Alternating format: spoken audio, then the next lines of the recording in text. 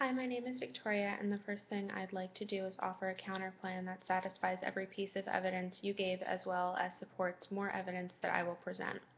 The reason that a complete ban of video games glorifying gun violence would not be satisfactory is because we would be penalizing an entire population for the way that a very specific subgroup processes what they are seeing. The evidence you provided is irrefutable and shows that the presented resolution is too extreme and goes beyond what is necessary, which would negatively impact creativity of design of video games as well as lead to economic turmoil as video games have become a lucrative industry. Instead of a complete ban, what is needed is a ban of the selling of violent video games for any person under the age of 18 in the United States.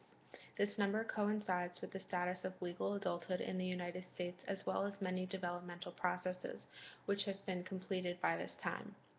The information you provided all studies the effect of what video games that glorify gun violence do to a child's ability to respond normally and calmly after being exposed to such graphic levels of violence.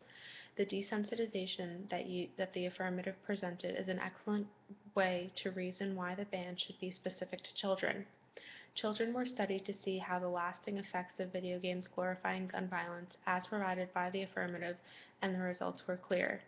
If children were able to develop at a normal level without exposure to such graphic interactions, then they would develop appropriately and learn to respond to such stimuli in terms of the game and not have it spill over into their reality.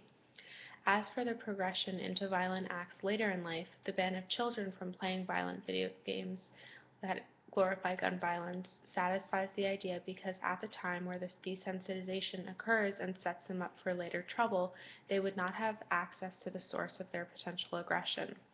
I wholeheartedly agree that there is a monumental difference between the passive act of watching violence in a movie or the news and participating in the violence. To further demonstrate why this ban is only necessary to children under the age of 18, it is important to know the stages of cognitive development.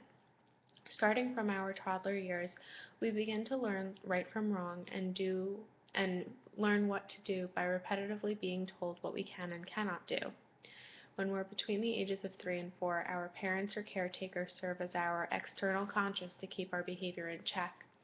By the age of 6, we begin to have an internal sense of right from wrong. By 9 or 10, we begin to have a sense not only from right from wrong, but also why we need to have these rules established. We can acknowledge that these rules keep things orderly. This is also the age where we become preoccupied with the rules and get frustrated when our peers cheat or do not follow the rules. Next, around age 12 to 13 marks the shift from thinking like a child to beginning to think like an adult. In our middle teenage years, our cognitive abilities increase, which allow us to shift our thinking from concrete to abstract ideas.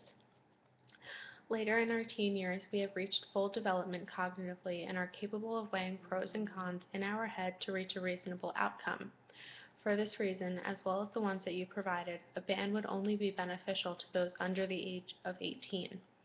Without acknowledging that those who have reached full cognitive development would likely not change their behavior or responses is to say that we should essentially remove a source of entertainment and creativity because a certain percentage of the population would not be able to handle it. By voting in favor of the opposition and the counterplan I have suggested, it would satisfy every study the affirmative presented as well as acknowledging that adults have developed fully. With that said, passing the affirmative's resolution would be a grave misjudgment as there is no support that warrants such a widespread and taxing ban.